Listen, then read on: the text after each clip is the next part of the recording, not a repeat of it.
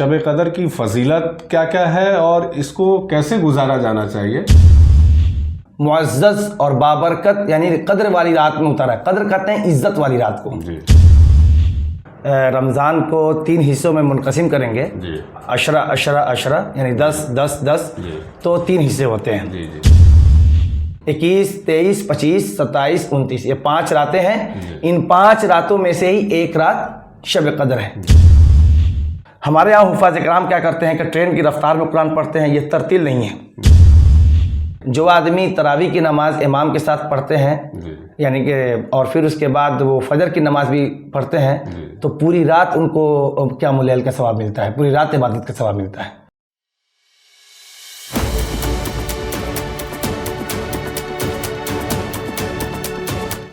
HTV Urdu ایک نئی صبح کا آغاز. آداب ناظرین، STV اردو پر میں ہوں نفیس انجم. ابھی رحمتوں اور برکتوں کا مقدس مہینہ ماہ رمضان جاری ہے. جیسا کہ آپ سبھی ناظرین کو پتہ ہے کہ اس ماہ میں کل 3 عشرہ ہوتے ہیں. فی الوقت تیسرا عشرہ جاری ہے. اس آخری عشرہ کے بارے میں تفصیلی گفتگو کے لیے ہمارے ساتھ ایک خاص مہمان مولانا عابد جمال سلفی صاحب ہمارے ساتھ موجود ہیں، جنہوں نے احمدیہ سلفیہ سے اپنے عالمیت اور فضیلت کی ڈگری لی ہوئی ہے اور فی الحال یہ سعودی عربیہ میں دعوت و تبلیغ کا کام انجام دے رہے ہیں. مولانا STV اردو کے اس خاص پروگرام میں آپ کا خیر مقدم ہے. بہت بہت شکریہ آپ کا اور HTV اردو کے تمام ذمہ داران کا اور اس کے جو بھی منتظمین ہیں ان تمام لوگوں کا بہت بہت شکریہ.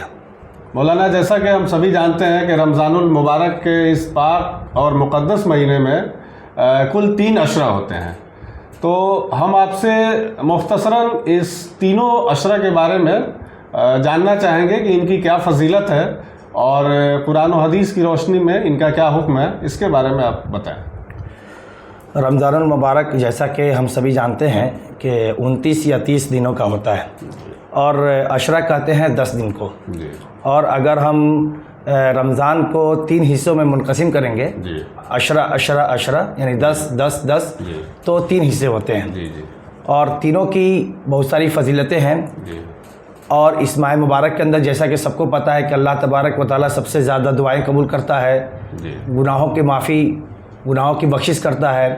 اور اس طریقے سے اللہ تبارک و تعالیٰ جیسا کہ حدیث قدسی میں کہ اللہ تبارک و تعالیٰ نے فرمایا کہ روزہ میرے لیے ہے، جو شخص میری رضا کے لیے روزہ رکھتا ہے تو میں اس کو اس کا کوئی ثواب لمیٹڈ نہیں ہے، یعنی ان لمیٹڈ ثواب ہے کہ اللہ تبارک و تعالیٰ اپنی رحمت سے جتنا چاہے گا دے سکتا ہے. تو یہ تیسرا عشرہ ہے، یعنی کہ پہلا اور دوسرا کے بعد یہ تیسرا عشرہ چل رہا ہے اور یہ سب سے رمضان کا سب سے اہم اور خاص اور سب سے فضیلت والا عشرہ ہے.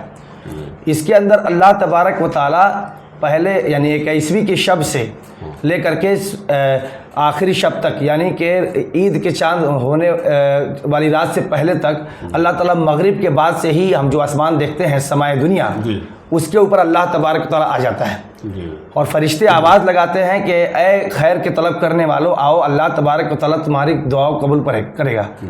اور اسی آخری عشرے کے اندر وہ بابرکت اور مقدس رات ہے جس کے بارے میں اللہ تبارک و تعالیٰ نے کہا کہ یہ اس کی ایک رات کی عبادت 1000 مہینے کی عبادت سے بہتر ہے. اور اسی رات کو اللہ تبارک و تعالیٰ نے قرآن مجید کو بھی نازل کیا ہے. اور ظاہر سی بات ہے اتنی اہم کتاب، بابرکت کتاب اور اللہ تبارک و تعالیٰ کی سب سے اہم کتاب. اب کوئی چیز جو امپورٹنٹ ہوتی ہے تو اس چیز کو امپورٹنٹ کے لیے اس کا وقت، اس کا مقام اور اس کہاں جا رہی ہے، اس کی جگہ، ساری چیزیں امپورٹنٹ ہو جاتی ہیں. تو ویسے ہی قرآن جو کہ اللہ کی کتاب ہے، اللہ کی بات ہے، کلام ہے، تو اللہ تبارک و تعالیٰ نے اس کو نازل کرنے کے لیے بھی وقت بھی چنا تو بابرکت اور معزز رات کو چنا. لانے والے بھی حضرت جبریل تھے جو جبریل امین کہا جاتا ہے، روح الامین کہا جاتا ہے. اور نبی کریم صلی اللہ علیہ وسلم کی تو شخصیت کے بارے میں کیا کہنا کہ اللہ تبارک و تعالیٰ کے سب سے محبوب ہیں اور ان کے اوپر یہ کتاب نازل ہو رہی ہے. ٹھیک ہے، تو اس لیے اس آخری عشرے کے اندر اللہ تعالیٰ نے قرآن کریم کو بھی نازل کیا. اس کی ایک خاص فضیلت یہ ہے کہ اللہ تبارک و تعالیٰ اس کے اندر اعتکاف ہے کہ بندہ اللہ کی خوشنودی کے لیے اپنے آپ کو مسجد میں چلا جاتا ہے، اور یہ سب چیزیں ہیں اس کے اندر۔ جی مولانا، ہم باری باری سے سبھی موضوع پر ہم آئیں گے۔ جی ابھی جو ہے ہم لوگ بات کر رہے تھے کہ یہ رمضان شریف میں جو 3 عشرہ ہیں، جی تو تینوں عشرہ کی فضیلت اپنی اپنی جگہ پہ ہے، جی اور خاص طور سے کہ جیسا کہ آپ نے بتایا کہ اسی آخری عشرہ میں جی ایک رات ہے جو جسے شب قدر کی رات کہی جاتی ہے۔ جی تو شب قدر کے یہ سے شب قدر کی فضیلت کیا کیا ہے اور اس کو کیسے گزارا جانا چاہیے، جی اس کو قرآن اور حدیث کی روشنی میں اس پہ شب قدر کی فضیلت کے لیے سورۃ القدر پڑھنا چاہیے۔ اللہ تبارک و تعالیٰ نے فرمایا انا انزلناہ فی لیلۃ القدر، جی وما ادراک ما لیلۃ القدر، لیلۃ القدر خیر من الف شہر، کہ بے شک ہم نے اس قرآن کریم کو معزز اور بابرکت یعنی قدر والی رات میں اتارا ہے۔ قدر کہتے ہیں عزت والی رات کو۔ جی اور اے نبی کریم صلی اللہ علیہ وسلم، آپ کو کیا پتا کہ لیلۃ القدر کیا ہے؟ لیلۃ القدر خیر من الف شہر، کہ لیلۃ القدر وہ رات ہے جس کی عبادت 1000 مہینے کی عبادت سے افضل ہے، بہتر ہے۔ تو پہلی فضیلت شب قدر کی یہ ہوئی کہ اس ایک رات کو اگر بندہ اگر اس رات کو پا لیتا ہے تو اس کو عبادت 1000 مہینے کی عبادت سے افضل ہے، یعنی کہ لگ بھگ یہ 83 سال کچھ حصے ہوتے ہیں۔ اب ایسا نہیں کہ اس کا پیغام یہ نہ جائے کہ آدمی اگر 5 بار شب قدر جو 5 راتوں میں سے ایک رات ہے اس رات کو پا لیا تو 83 سال کی عبادت معاف ہو جاتی ہے، ایسا نہیں ہے۔ عبادت کرتے رہنا ہے، اور اللہ تبارک و تعالیٰ اللہ تعالیٰ اسی کو یہ فضیلت دیتا ہے جو مسلسل عبادت کرتا ہے۔ اس کے بعد آپ نے جیسے کہ کہا کہ مطلب اس کو اللہ تعالیٰ نے مبارک رات کہا، انا انزلناہ فی لیلۃ مبارکہ، بے شک ہم نے اس کو مبارک رات میں اتارا۔ اور نبی کریم صلی اللہ علیہ وسلم جب یہ عشرہ آتا تھا، آخری عشرہ جس کے اندر شب قدر بھی ہے، تو اللہ کے نبی صلی اللہ علیہ وسلم کا معمول یہ ہوتا ہے کہ شدہ میں ازرہ، حدیث کے اندر ہے صحیح بخاری کے اندر، کہ ہمت باندھ لیتے تھے، کمر کس لیتے تھے، یعنی کہ ساری دنیا سے اپنے آپ کو الگ کر لیتے تھے۔ واحیا لیلہ، اور رات کو جگہ کرتے تھے، آج کل کی طرح نہیں کہ بس جگ رہے ہیں، عبادتوں میں وقت کو گزارتے تھے۔ اور ساتھ ساتھ ایقظ اہلہ، اپنے اہل و عیال کو بھی جگاتے تھے، اپنے بیوی کو، اپنے جو آپ کے آس پاس پڑوس کے لوگ تھے سب کو، صحابہ اکرام کو جگاتے تھے کہ آ کر کے عبادت کریں۔ پھر اس طریقے سے نبی کریم صلی اللہ علیہ وسلم، حضرت عائشہ بیان فرماتی ہے کہ نبی کریم صلی اللہ علیہ وسلم کو میں نے کبھی بھی یہ آخری 10 راتوں کے علاوہ کسی دوسری رات میں پوری رات جگتے ہوئے نہیں دیکھا۔ اس طریقے سے اللہ کے نبی صلی اللہ علیہ وسلم نے کہا کہ تحروہا فی العشر الاواخر من رمضان، کہ شب قدر کو آخری عشرے کے اندر تلاش کرو۔ اب آخری عشرے میں کب ہے کہ دوسری حدیث کے اندر ہے کہ فی لیلۃ الوتر من رمضان، طاق راتوں میں 21، 23، 25، 27، 29، یہ 5 راتیں ہیں، ان 5 راتوں میں سے ہی ایک رات شب قدر ہے۔ اب آپ نے پوچھا کہ اس رات کو ہمیں کیا کرنا چاہیے؟ اس رات میں ہے کہ بندہ اللہ تبارک و تعالیٰ کی زیادہ سے زیادہ عبادت کرے، نوافل کی کثرت کرے، ذکر و اذکار کرے، اور اس طریقے سے اللہ تبارک قرآن مجید کی تلاوت کرے، اور پھر اس طریقے سے اللہ تبارک و تعالیٰ سے دعا کرے، کیونکہ اس آخری عشرے کی ایک فضیلت، اس رمضان کی فضیلتوں میں سے ایک فضیلت یہ بھی ہے کہ اللہ تعالیٰ سب سے زیادہ اس ماہ مبارک کے اندر دعائیں قبول فرماتا ہے۔ وَإِذَا سَأَلَكَ عِبَادِي أَنِّي فَإِنِّي قَرِيبٌ أُجِيبُ دَعْوَةَ الدَّاعِ إِذَا دَعَانِ، یہ قرآن کی آیت ہے کہ اللہ تعالیٰ فرماتا ہے کہ جب بندے آپ سے میرے بارے میں سوال کرتے ہیں تو نبی کریم صلی اللہ علیہ وسلم انہیں بتائیے کہ میں ان سے شہرک سے بھی بالکل قریب ہوں اور دعاؤں کو قبول کرتا ہوں۔ تو اس رات میں سب سے زیادہ دعائیں کرنی چاہیے، ذکر و اذکار کرنی چاہیے، تلاوت قرآن کرنی چاہیے، یہ نہیں کہ رات میں مسجد جا رہے ہیں آپ اور خاموشی کے ساتھ گپ اڑا کر کے چلے آ رہے ہیں، تو یہ وقت کی ضیاع ہے۔ جی بہت شکریہ۔ اس کے بعد مولانا جیسا کہ بیان ہے کہ آخری 10 دنوں کے اندر جو اعتکاف کی روایت ہے، آخری 10 دنوں کے اندر جو اعتکاف کی روایت ہے، اس کی فضیلت اور اس کے ثواب کے بارے میں کیا حکم ہے، اس پر بھی ذرا آپ قرآن اور حدیث کی روشنی میں اس پہ روشنی ڈالیں، قرآن اور حدیث کی نظر۔ اعتکاف کہتے ہیں اپنے آپ کو روک لینا، جی جی، اور اعتکاف کو شریعت میں کہتے ہیں کہ بندہ اللہ کی رضا کے لیے اپنے آپ کو 10 دنوں تک، یعنی کہ 21ویں کی شب سے لے کر کے طلوع چاند تک، یعنی کہ چاند کے نکلنے تک بندہ اپنے آپ کو مسجد میں اللہ تبارک و تعالیٰ کی عبادت کے لیے اور اس کی رضا کے لیے روک لے، اس کو اعتکاف کہتے ہیں۔ اعتکاف کے سلسلے میں بہت ساری احادیث آئی ہیں فضیلت کے بارے میں، لیکن تقریباً تمام احادیث ضعیف ہیں، جس کے اندر بہت ساری حدیثوں کے اندر ہے کہ اللہ تعالیٰ اس کو 3 خندق بنا دیتا ہے اس کے درمیان اور جہنم کے درمیان، اس طریقے سے۔ تو یہ شیخ ابن باز اور علامہ البانی وغیرہ کہتے ہیں کہ یہ سب حدیثیں ضعیف ہیں۔ البتہ نبی کریم صلی اللہ علیہ وسلم اعتکاف کیا کرتے تھے، ہر سال ان کا معمول تھا کہ وہ اعتکاف کرتے تھے اور ہر سال 10 دنوں کے لیے کرتے تھے۔ لیکن جب آخری عشرہ آیا، جب آخری رمضان یعنی کہ نبی کریم صلی اللہ علیہ وسلم کے موت سے پہلے والا جب رمضان آیا تو اللہ کے نبی صلی اللہ علیہ وسلم نے 20 دن اعتکاف کیا تھا۔ اور اعتکاف میں یہ ہے کہ آدمی اللہ کی عبادت میں وقت کو لگائے، لغویات میں نہیں کہ آدمی ٹائم پاس کر رہا ہے، اس کے اندر جا کر کے یوٹیوب دیکھ رہا ہے، غیر ضروری چیزیں، غیر ضروری چیزیں وہاں پر دیکھ رہا ہے، پھر اس کا اعتکاف کا کوئی فائدہ نہیں ہے۔ اعتکاف کا فائدہ اسی وقت حاصل ہوگا کہ بندہ اللہ کی رضا کے لیے جب گیا ہے تو اللہ کی رضا کی تلاش کرے، قرآن پڑھے، عبادت کرے، نماز پڑھے اور اپنے آپ کو دنیا سے کٹ کر کے اللہ کی عبادت میں اپنے وقت کو لگائے، دنیاوی کام کاج سے بالکل اپنے آپ، جی بالکل دنیاوی کام کاج سے اپنے آپ کو دور رکھیں۔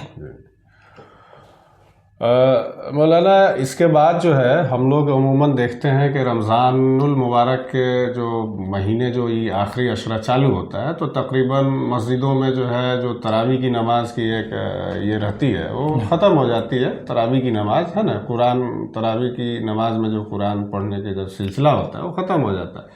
تو اس کے بعد کئی سارے لوگ دیکھنے کو ملتے ہیں، ان کا کہنا ہوتا ہے کہ اب ہمارا جو ہے چونکہ ہم نے ایک بار سن لیا پورے قرآن کو، ہماری تراویح ختم ہو گئی، تو اس کے بعد پھر ایک جو ہم سنتے ہیں ہم لوگ کے سور و تراویح کی ایک جو ہے یہ کیا جاتا ہے، اہتمام کیا جاتا ہے، سور و تراویح کا اہتمام۔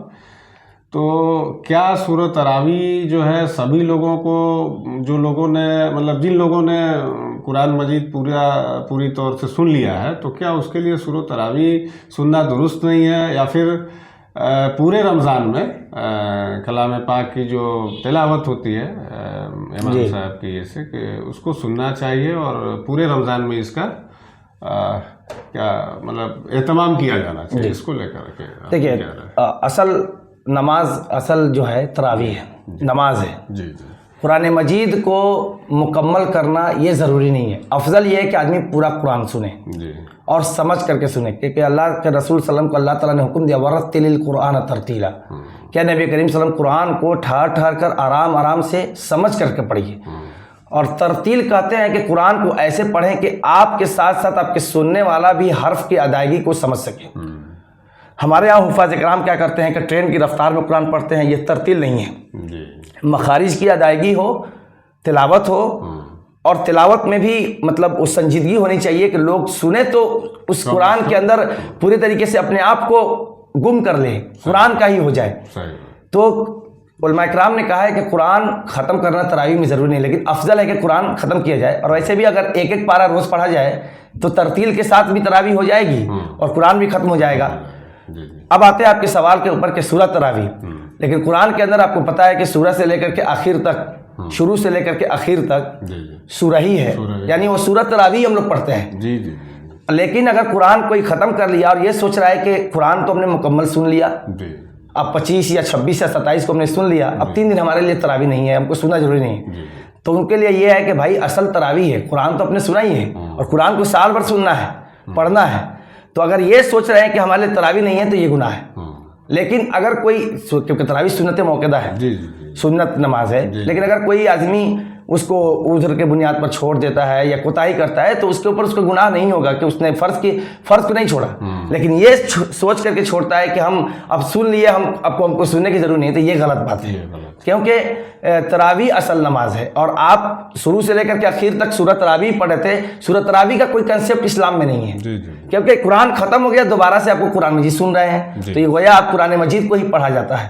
تو اس لیے جو یہ سوچتے ہیں کہ اب ہمارے اوپر تراویح نہیں ہے، ایسا کہنا ایسا صحیح نہیں ہے، بلکہ 25-26 کو قرآن مجید ختم ہو گیا، کیونکہ حفاظ کرام کو جانا رہتا ہے، سفر کر کے آتے ہیں، تو 3 دن جو مطلب جس کو اپنے سورہ تراویح کا تعلق ہے، اسلام کا کنسیپٹ نہیں ہے، وہ ہو رہا ہے، تو اس میں شریک ہونا ہے، شرکت کرنی ہے، تاکہ اس کی فضیلت سے آپ محروم نہ رہیں، اور بلکہ آخری عشرے میں تو زیادہ شرکت کرنی ہے، کیونکہ ثواب ڈبل ہو جاتا ہے۔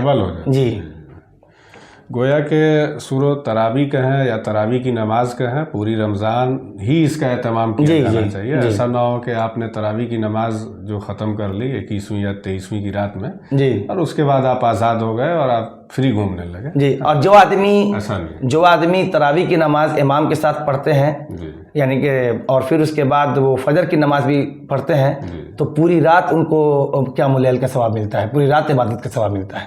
تو یہ ثواب سے آپ محروم ہو جائیں گے اگر چھوڑیں گے تراویح تو. مولانا اس کے بعد ہم لوگ آخری عشرہ میں جب ہم 30 یا 29 روزہ جب ہم لوگ کمپلیٹ کر لیتے ہیں تو اس کے اگلے دن عید الفطر کی نماز پڑھی جاتی ہے. تو عید الفطر کی نماز پڑھنے کے پہلے ایک روایت کہہ لیں یا پھر ایک اس کو عید الفطر کی نماز کے پہلے ہمیں صدقہ فطر ادا کرنا ہوتا ہے. تو صدقہ فطر کو لے کر کیا کیا بیانات ہیں اور کس طرح سے اس کو ادا کیا جانا چاہیے، اس پر ذرا روشنی ڈالیں. صدقہ فطر جو ہے وہ اصل اللہ کے رسول صلی اللہ علیہ وسلم نے جو فرض کیا اور اس کے پیچھے جو حکمت بیان کی ہے وہ یہ ہے کہ یہ آدمی، اب ظاہر سی بات ہے 29-30 دن روزے رکھتا ہے، انسان ہے، غلطی ہو سکتی ہے، تو چھوٹی موٹی غلطیوں کا، گناہوں کا یہ کفارہ ہے. کہا کہ کفارۃ من اللغو والرفث، روزے کی حالت میں جو معمولی غلطیاں ہوتی ہیں، صغیرہ گناہ ہے، اس کے لیے کفارہ ہے. اور اس کی دوسری جو حکمت بیان کی طعمۃ للمساکین، مسکینوں کو کھانا کھلانا ہے. یعنی دیا جائے گا مسکینوں کو تاکہ وہ بھی ان کو آسودہ ہو جائے، ان کو کھانا کھلانا ہے. اور یہ فرض ہے. اللہ کے رسول صلی اللہ علیہ وسلم نے، عبداللہ ابن عمر رضی اللہ تعالیٰ عنہ کی روایت ہے کہ نبی کریم صلی اللہ علیہ وسلم نے 1 سا کھجور میں سے یا جو میں سے یا پنیر میں سے یا کشمش میں سے 1 سا ہر انسان پر فرض قرار دیا ہے. چاہے وہ بچہ پیدا آج ہوا ہو اس کے اوپر بھی فرض ہوگا، یا وہ 100 سال کے بزرگ ہوں ان کے اوپر بھی فرض ہے. چاہے وہ غلام ہے، اگر آپ کے ماتحت کام کر رہا ہے تو اس کے اوپر آپ کو اس کے طرف سے دینا ہے، یا اس طریقے سے اگر آزاد آدمی کے اوپر فرض ہے. ٹھیک ہے، یہ صدقہ فطر ہے. حکمت بیان کی گئی کہ مطلب یہ گناہوں کا کفارہ ہے، چھوٹے گناہوں کا کفارہ ہے. اب اس کو کب دینا ہے؟ عموماً ہمارے یہاں لوگ 15 رمضان کے بعد ہی دینا شروع کر دیتے ہیں. حالانکہ اس کا زیادہ افضل طریقہ یہ ہے کہ عید کی چاند نظر آ جائے اور عید کا چاند نظر آ جائے اور عید کی نماز سے پہلے تک دے، کیونکہ 29-30 دن جب آپ روزہ رکھیں گے تب تو آپ کا کفارہ ہوگا. اب پہلے ایڈوانس میں آپ دے رہے ہیں تو یہ تھوڑا سا ٹھیک ہے. لیکن ہمارے یہاں لوگ دینا شروع کر دیتے ہیں تو البتہ رمضان کے آخری دنوں میں 2-3 رمضان باقی ہو تو بھی دے سکتے ہیں، وہ بھی آپ دے سکتے ہیں. اب کیا دینا ہے؟ تو 1 سا حدیث کے اندر ہے کہ 1 سا کے بارے میں ہے کہ آج کے زمانے میں کتنا ہوگا تو لگ بھگ 2.5 کیجی یعنی کہ 2.5 کلو گرام. اب کیا دینا ہے؟ تو جس علاقے میں آپ ہیں اس علاقے کی جو چیزیں کھائی جاتی ہیں، مطلب جو موسٹ پروبیبلی جو کھائی جاتی ہے غذا، یعنی جیسے ہمارے یہاں لوگ گیہوں کھاتے ہیں، اسی طریقے سے چاول کھاتے ہیں، تو ان چیزوں میں سے 2.5 کیجی پر پرسن آپ کو دینا ہے. کیوں؟ اب بہت سارے لوگ کہتے ہیں کہ نقدی بھی لیتے ہیں، پیسہ لیتے ہیں. تو اللہ کے رسول صلی اللہ علیہ وسلم کی جو حدیث ہے اس کے اندر نبی کریم صلی اللہ علیہ وسلم نے پیسے کا ذکر نہیں کیا، جبکہ ان کے زمانے میں درہم اور دینار چلتا تھا. اب بہت سارے لوگ یہ بیان کرتے ہیں، اس کا لاجک بیان کرتے ہیں کہ آج کے زمانے میں لوگوں کو پیسے کی زیادہ ضرورت ہے، مسکینوں کو اگر ہم پیسہ دیں گے زیادہ فائدہ ہوگا. تو پیسے کی ضرورت تو ہر زمانے میں رہی ہے، اور اس زمانے میں بھی لوگوں کو پیسے کی قلت تھی. اس زمانے میں بھی صحابہ کرام پیسے والے تھے، لیکن آپ نے کسی کو یہ نہیں کہا کہ تم درہم اور دینار بھی دے دو. تو اور ایک اصول فقہ کا ایک قاعدہ ہے کہ وضاحت، یعنی کہ لا يجوز البیان، لا يجوز تاخیر البیان عند الحاجہ. ضرورت کے وقت کسی بیان کو نہ کرنا، کسی چیز کو بیان نہ کرنا یہ جائز نہیں ہے. اور نبی کریم صلی اللہ علیہ وسلم کو جب یہ پتا ہوتا کہ ہاں نبی کریم صلی اللہ علیہ وسلم جو بھی مسائل بیان کرتے تھے اللہ کی طرف سے بیان کرتے تھے، تو اگر درہم اور دینار میں سے ہوتا تو ضرور نبی کریم صلی اللہ علیہ وسلم اس کا ذکر کر دیا کرتے تھے.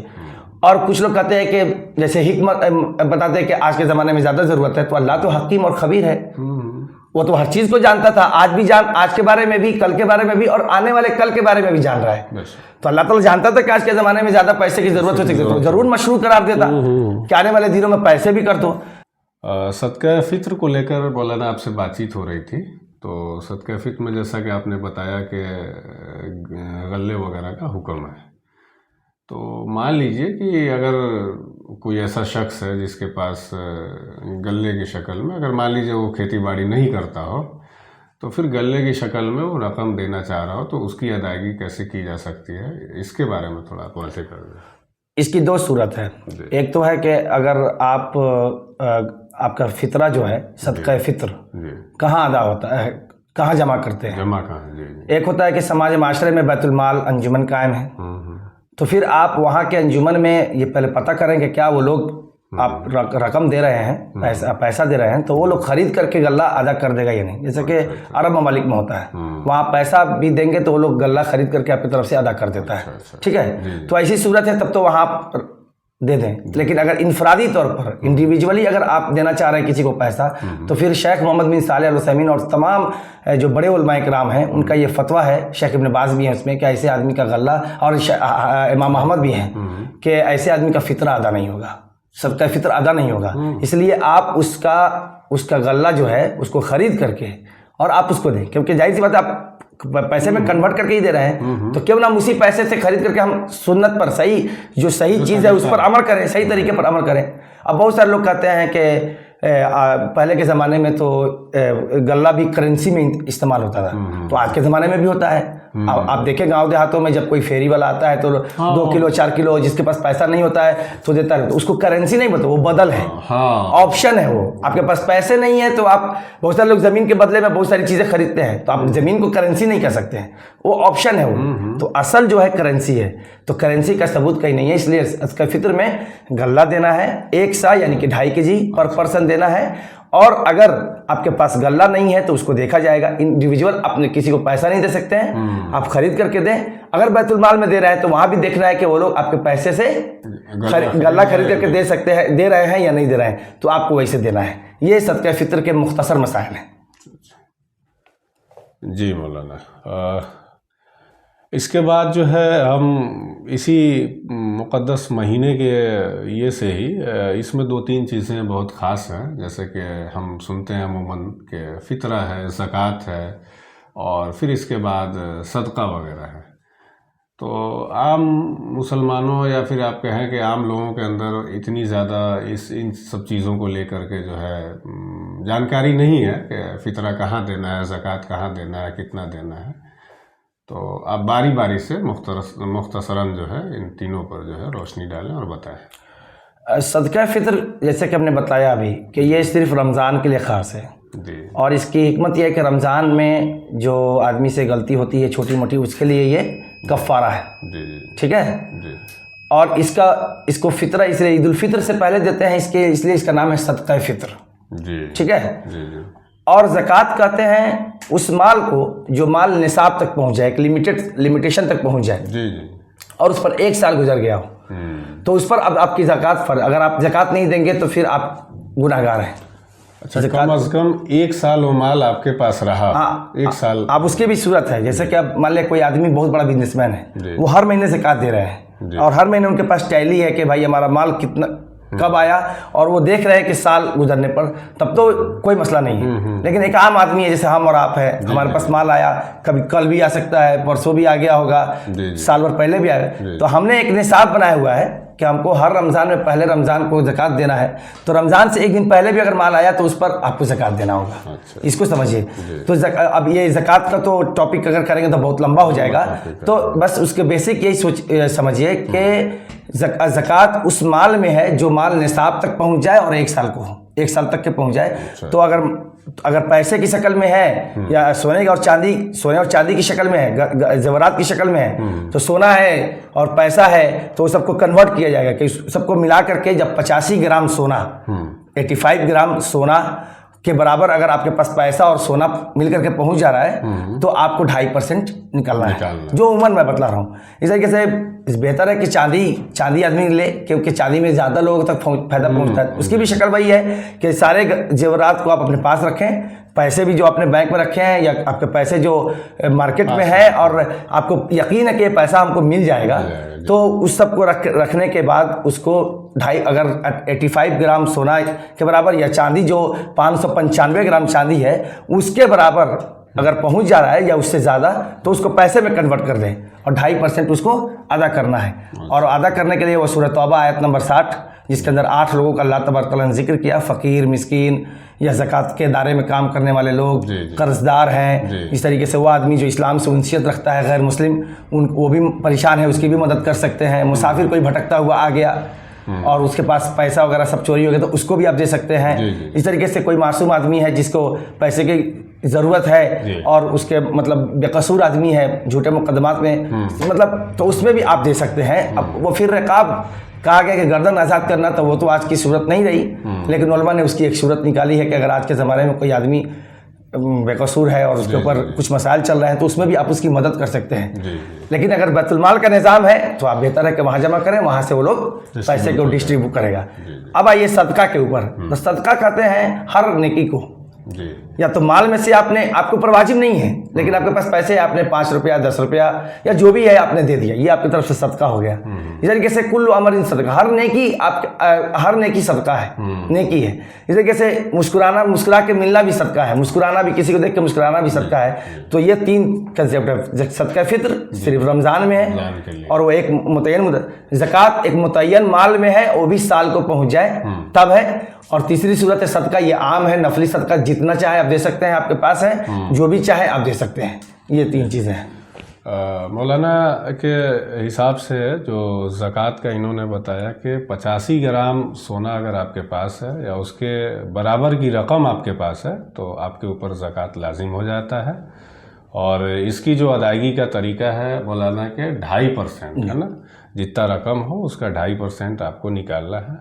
تو آج کے حساب سے 85 گرام سونے کا سب سے پہلے آپ ریٹ پتہ کر لیں اور اس کے اکارڈنگ اس کے حساب سے آپ پیسے کا وہ کریں گے۔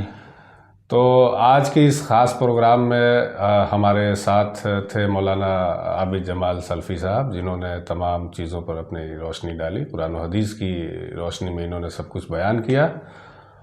مولانا آپ کا بہت بہت شکریہ، آپ آئے، اور آپ کا بھی بہت بہت شکریہ کہ آپ نے ہمیں بلایا، اور آپ تمام لوگوں کا بہت بہت شکریہ۔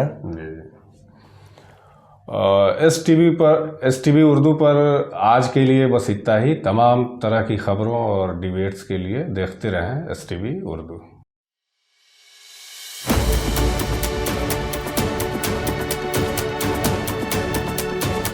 HTV اردو، ایک نئی صبح کا آغاز۔